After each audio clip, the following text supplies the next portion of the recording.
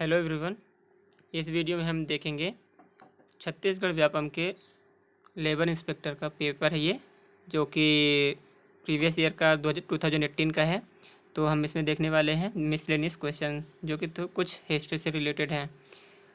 किन उपनिषदों में पुनर्जन्म के सिद्धांत का प्रतिपादन किया गया है? तो ये उपनिषद है बृहदारण्यक और छांदोग्य। सेकंड है, प्राचीन काल के किस कला शैली में यक्षिणियों, योगिनियों और अप्सराओं की नारी मूर्तियों को उकेरा गया है? तो इसका सही आंसर क्या होगा? इसका आंसर है मथुरा शैली।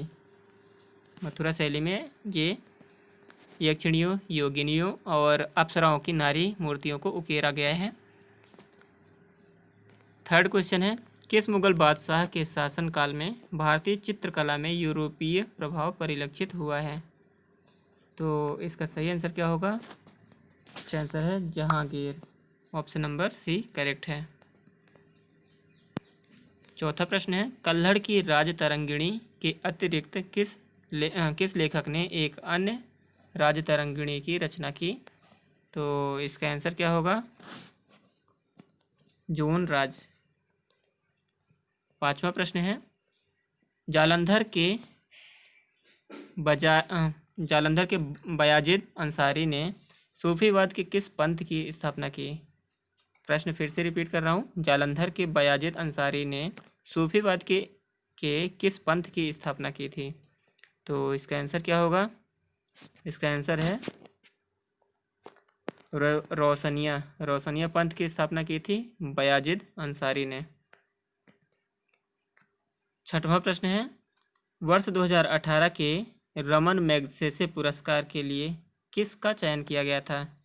तो वर्ष 2018 के रमन मैगसेसे पुरस्कार के लिए चयन किए गए थे भरत वाटवानी और सोनम वांगचुक। भरत वाटवानी और सोनम वांगचुक, इन दोनों को 2018 का रमन मैगसेसे अवार्ड के लिए चयन किया गया था। रमन मैगसेसे थे ये फिलीपींस के पूर्व राष्ट्रपति, उनके नाम पे दिया जाता है रमन मैगसेसे पुरस्कार। सातवां प्रश्न है, वैश्विक पवन ऊर्जा शिखर सम्मेलन का पहला संस्करण कहाँ होगा? तो ये 2018 में पूछा गया था। तो इसका सही आंसर क्या हो जाएगा? 2018 में हुआ था जर्मनी में। आठवां प्रश्न है, हबल क्या है? हबल क्या है? तो हबल एक टेलीस्कोप है। टेलीस्कोप को हिंदी में दूरबीन बोलते हैं। नौवां प्रश्न है, 11वें विश्व हिंदी दिवस सम्मेलन का आयोजन किस देश में किया गया है? तो 11वें विश्व हिंदी सम्मेलन का आयोजन जो था ये किया गया था मॉरिशस में। इसका सही आंसर क्या होगा? मॉरिशस। फीफा विश्व कप 2018 के संदर्भ में सूची 1 और सूची 2 को सुमेलित कीजिए। तो 2018 से रिलेटेड है ये क्वेश्चन। तो इसमें हम देखते हैं, गोल्डन बूट अवार्ड 2018 किसको दिया गया था? तो जो गोल्डन बूट अवार्ड है ये 2018 के लिए दिया गया था। गोल्डन बूट अवार्ड दिए गए थे हैरी केन को। गोल्डन बॉल अवार्ड, तो गोल्डन बॉल अवार्ड दिया गया था लूका मैंड्रिक को। लूका मैंड्रिक। गोल्डन अवार्ड ये दिया गया था तिबॉत कोर्टियस को दिया गया था गोल्डन अवार्ड। और यंग प्लेयर अवार्ड दिया गया था केलियन एम्बावे को।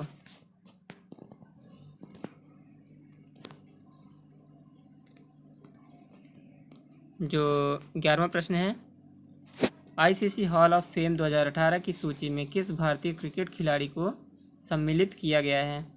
तो आईसीसी हॉल ऑफ फेम 2018 की सूची में जो भारतीय खिलाड़ी शामिल हुए हैं वो हैं राहुल द्रविड़। 12वां प्रश्न है, गलत कथन पहचानिए। तो गलत कथन को पहचान करना है। इसमें पहले हम देख लेते हैं सही कथन क्या है। तो क्लोरोफ्लोरोकार्बन ओजोन परत 6 के लिए उत्तरदायी है, सही है। हरित गृह प्रभाव ग्लोबल वार्मिंग के लिए उत्तरदायी होता है, यह भी सही है।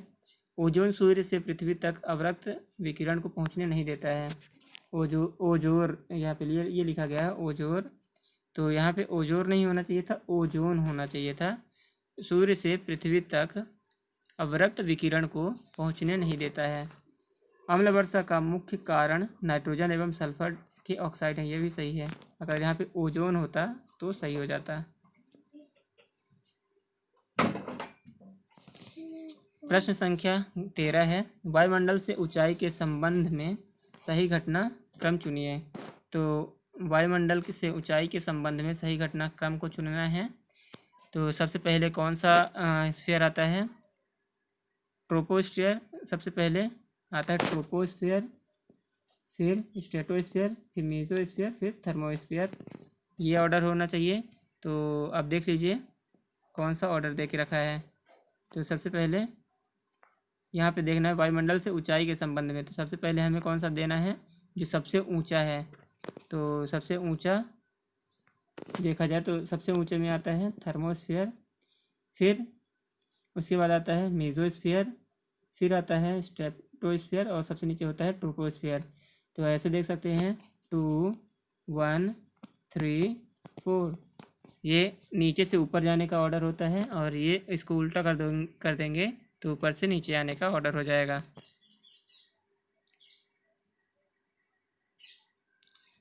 नेक्स्ट क्वेश्चन है क्वेश्चन नंबर 14, बहुलकों के मध्य कौन सा एक जैव क्षयी है? जैव क्षयी है या फिर बायोडिग्रेडेबल है? तो इनमें से कौन सा बायोडिग्रेडेबल होता है आपको ये बताना है। तो पॉलीथीन तो बायोडिग्रेडेबल नहीं होती, इसलिए पॉलीथीन को बैन कर दिया गया है। पॉलीस्टाइरीन भी बायोडिग्रेडेबल नहीं होती है। पीवीसी पॉलीविनाइल क्लोराइड, ये कि जो वायर में कोटिंग की जाती है वो होता है, तो ये भी नहीं है। तो बचा कौन सा? टेरिलीन। इसका ऑप्शन कौन सा हो जाएगा? टेरिलीन। क्वेश्चन नंबर 15 है, मुख्य प्रदूषक फ्लाई ऐश को उत्पन्न करता है। तो फ्लाई ऐश को कौन उत्पन्न करता है? तो आपने देखा होगा थर्मल पावर प्लांट में यूज होता है कोयला, ठीक है, कोल यूज होता है। तो यहीं से निकलती है फ्लाई ऐश। अगर इसको बर्न करने पे ये एटमॉस्फेयर में पहुंच जाती है। तो इसका सही आंसर क्या हो जाएगा? Thermal power plant. Next question है, अम्ल वर्षा जल के पीएच का मान क्या होता है? अम्ल वर्षा जल जो होता है उसका पीएच मान कहाँ से कहाँ तक होता है? तो अम्ल, पहली बात तो ये देख लो कि अम्ल कौन सा हो गया। यहाँ पे अम्ल बोल रहा है। एसिड, तो एसिड का पीएच कितना होगा? <7 होना चाहिए एसिड के लिए। और बेस के लिए कितना होगा? <7 होता है, ये भी पता है हमें। तो दो ऑप्शन को तो आप ऑलरेडी कट कर सकते हैं। फिर आप ये देख सकते हैं अम्ल वर्षा हो रही है तो ये स्ट्रॉन्ग एसिड तो है नहीं, नाइट्रोजन का एसिड स्ट्रॉन्ग एसिड नहीं बन रहा है। तो ये वाला नहीं होगा क्योंकि बहुत ही स्ट्रॉन्ग हो जाएगा। तो इसका आंसर क्या हो जाएगा? Option number A. आप नेगलेक्ट करना इसमें से ऑप्शन को नेगलेक्ट करना सीखिए कि ऑप्शन कौन कौन से हट सकते हैं। 17वां प्रश्न है, संसद द्वारा भारत का जैव विविधता एक्ट या बायोडाइवर्सिटी एक्ट ऑफ इंडिया पारित किया गया था। तो बायोडाइवर्सिटी एक्ट कब पारित किया गया था संसद के द्वारा? तो ये किया गया था वर्ष 2002 में। 18वां प्रश्न है, कौन सा मौर्य शासक अमित घात के नाम से जाना जाता है? तो ये कौन सा था मौर्य शासक? ये इसका नाम था बिंदुसार। तो ये किसका पुत्र था? आप ऐसे देख सकते हैं, पहले आए चंद्रगुप्त, फिर चंद्रगुप्त के बाद आए बिंदुसार। नहीं ये क्लियर कर लीजिएगा कि मतलब बिंदुसार किसके बाद आते हैं। नेक्स्ट क्वेश्चन है, रानी रुद्रमा देवी दक्षिण भारत के किस राजवंश से संबंधित थी? तो रानी रुद्रमा देवी ये किस वंश से संबंधित हैं? तो इसका आंसर क्या हो जाएगा? काकतीय वंश। काकतीय वंश से संबंधित है। इनसे रिलेटेड एक मूवी आई थी रुद्रमा देवी, मूवी का भी नाम है रुद्रमा देवी। तो आप वो मूवी देख सकते हैं अगर आपको और भी ज़्यादा डिटेल चाहिए तो। 20वां प्रश्न है, सूची 1 को सूची 2 से मैच करना है। वंश है और सेकंड है मध्यकाल में राजपूताना के राज्य। तो राजवंश और राजपूताना के राज्य कौन कौन से थे? तो गहलोत वंश था, ये राजवंश है। तो इसके राजा कौन थे? तो नहीं, आज ये कहाँ का था, मतलब इसका लोकेशन क्या थी? तो जो गहलोत वंश था ये मेवाड़ में था। गहलोत वंश मेवाड़ में था। राठौर वंश कहाँ था? तो मारवाड़ में था। राठौर मारवाड़ में था, गहलोत मेवाड़ में था। कछवाहा वंश जो था ये आमेर में था और भाटी वंश ये जैसलमेर में था। तो ये ऑर्डर है, आप ये इसको याद कर लीजिए। 21वां प्रश्न है, बुंदेलखंड में वर्ष 1842 से 1844 के बुंदेला विद्रोह के नेता कौन थे? तो बुंदेला विद्रोह के नेता कौन थे? इसका सही आंसर क्या हो जाएगा? मधुकर शाह। मधुकर शाह इसका आंसर है। नेक्स्ट क्वेश्चन है 22वां प्रश्न, सूची 1 को सूची 2 से मैच करना है। भक्ति संत और दर्शन ये किस टाइप के भक्ति संत हैं, तो ये बताना था। तो आप देख सकते हैं प्रश्न है, सबसे पहले है रामानुजाचार्य।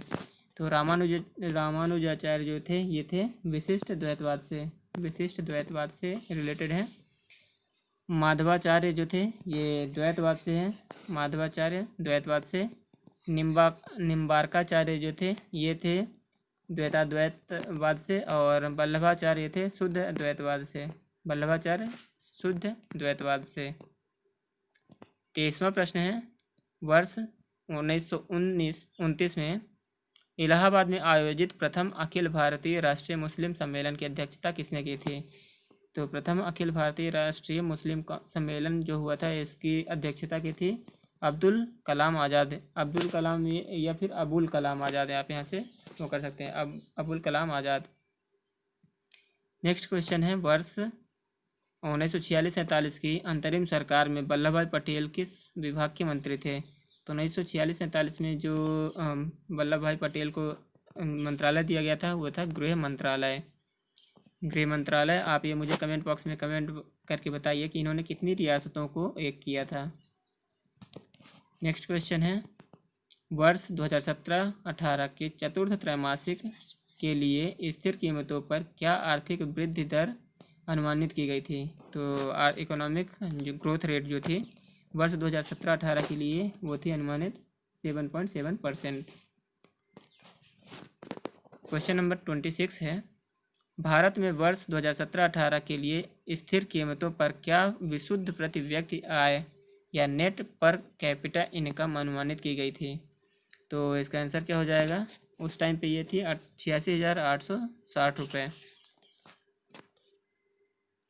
नेक्स्ट क्वेश्चन है क्वेश्चन नंबर 27, वर्ष 2017-18 में भारत के सकल मूल्य वर्धित में सेवा क्षेत्र का योगदान क्या था? तो सेवा क्षेत्र का योगदान का प्रतिशत बताना है, तो ये था 72.5% का योगदान रहा सेवा क्षेत्र का सकल मूल्य वर्धित में। नेक्स्ट क्वेश्चन है 28वां प्रश्न, भारत में प्रधानमंत्री उज्ज्वला योजना कब लागू की गई थी? भारत में प्रधानमंत्री उज्ज्वला योजना कब लागू की गई थी? तो ये इसका सही आंसर क्या हो जाएगा? मई 2016 में। नेक्स्ट क्वेश्चन है क्वेश्चन नंबर 29 है, भारत में 16 जनवरी 2018 तक सौभाग्य योजना के अंतर्गत कितने प्रतिशत ग्रामीण क्षेत्रों के घरों में विद्युतीकरण हो चुका है? तो वर्ष 2018 तक का बताना है, ये था 78%। नेक्स्ट क्वेश्चन है क्वेश्चन नंबर 30 है, विश्व स्वास्थ्य संगठन WHO के अनुसार वह रोग जो वर्तमान में सर्वाधिक संख्या में लोगों की मृत्यु का कारण है।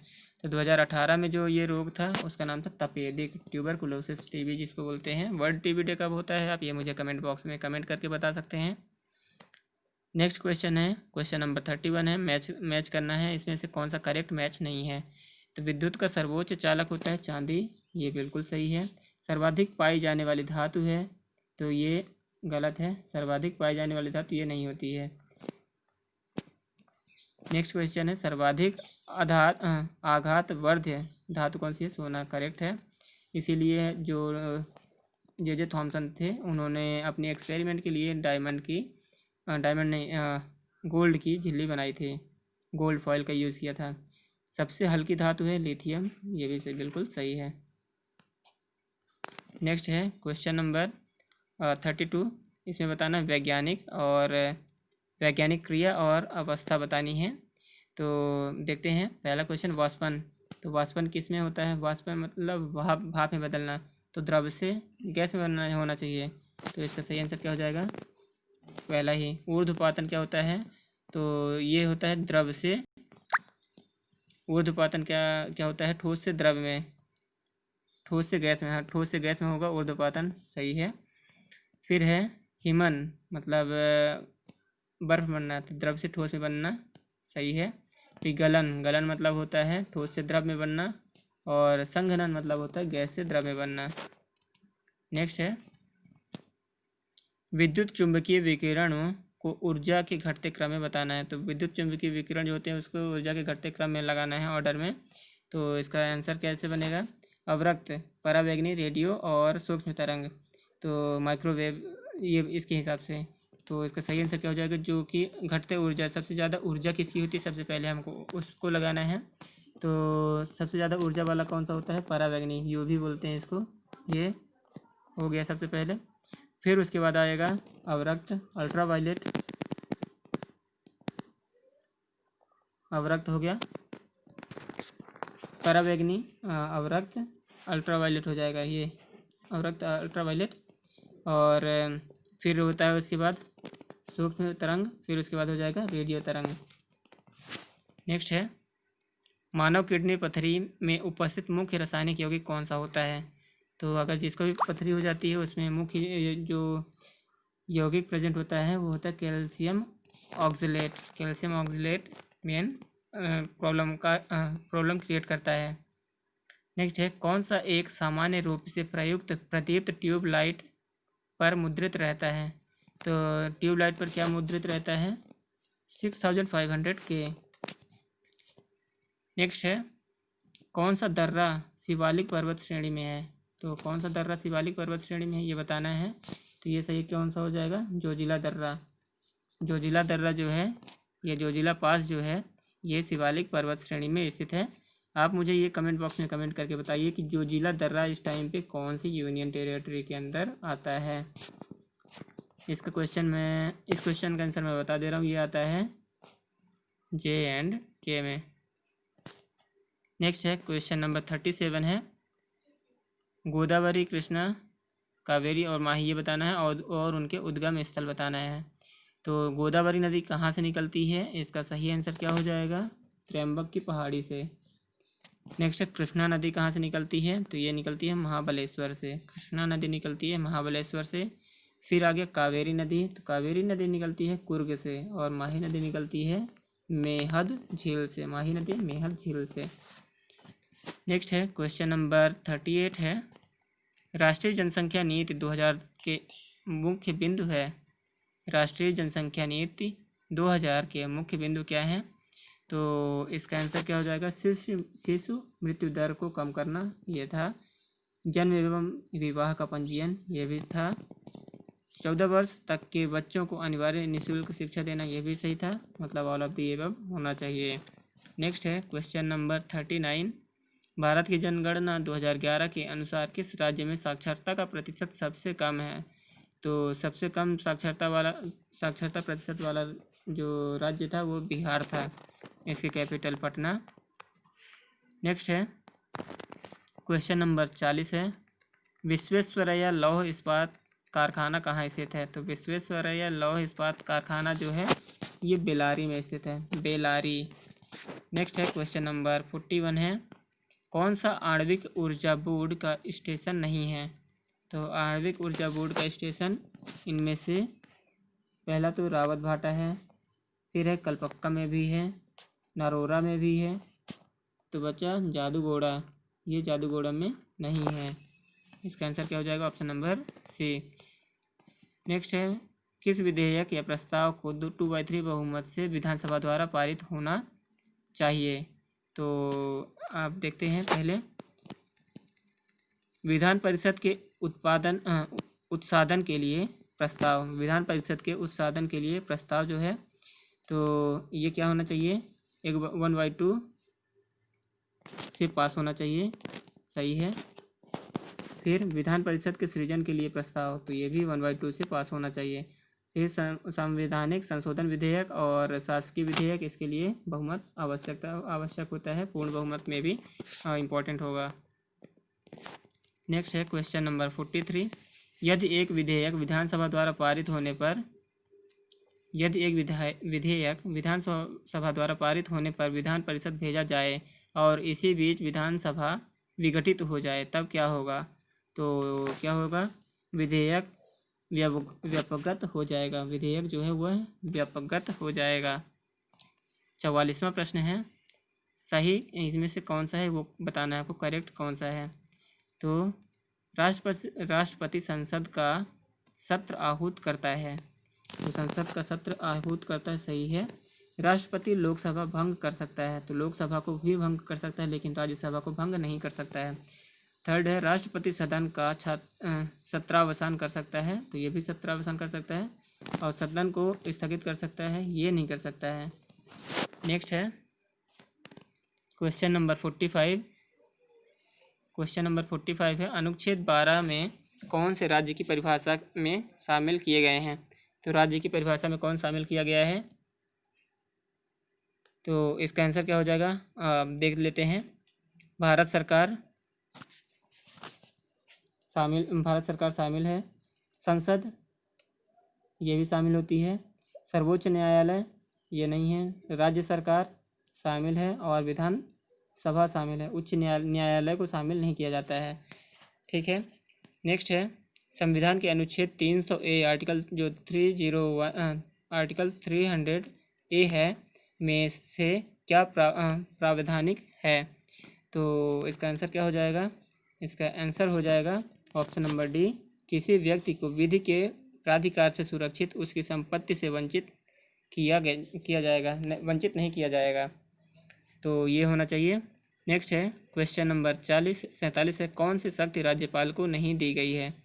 तो कौन सी शक्ति राज्यपाल को नहीं दी गई है, तो ये है मंत्रिपरिषद को किसी सलाह पर पुनर्विचार के लिए कहना। तो ये राज्यपाल नहीं बोल सकता है मंत्रिपरिषद को। नेक्स्ट है, इसी में देख सकते हैं कौन कौन सी शक्ति है उनके पास। तो ये है राज्य विधान मंडल द्वारा पारित किसी विधेयक पर आपत्ति व्यक्त करना, ये है किसी विधेयक को राष्ट्रपति की सलाह के लिए संदर्भित करना, ये भी है, और मंत्रिपरिषद को भंग करना, ये भी है। तो ये शक्तियाँ हैं राज्यपाल के पास में। नेक्स्ट है क्वेश्चन नंबर 48, वर्ष 2017 में भारतीय अर्थव्यवस्था का जो क्रम था, क्रय शक्ति क्षमता के आधार पर विश्व अर्थव्यवस्था में क्या है। तो इसका सही आंसर क्या होगा, इसकी पोजीशन थी थर्ड पोजीशन। तो दोस्तों ये थे छत्तीसगढ़ लेबर इंस्पेक्टर के 2018 का पेपर। आपको ये पेपर कैसा लगा, इस पेपर से रिलेटेड अगर आपको कोई भी डाउट है, कोई भी क्वेरी हो रही है, अभी भी कोई भी प्रॉब्लम हो रही है, तो आप मुझे कमेंट बॉक्स में कमेंट कर सकते हैं। अगर आपको ये वीडियो अच्छा लगा है तो वीडियो को लाइक कीजिए, चैनल को सब्सक्राइब कीजिए, और आप अगर चैनल पे अभी नए हैं तो आप ज़रूर से सब्सक्राइब कीजिए और सभी स्टडी रिलेटेड ग्रुप पे इसे शेयर कीजिए। Thank you so much.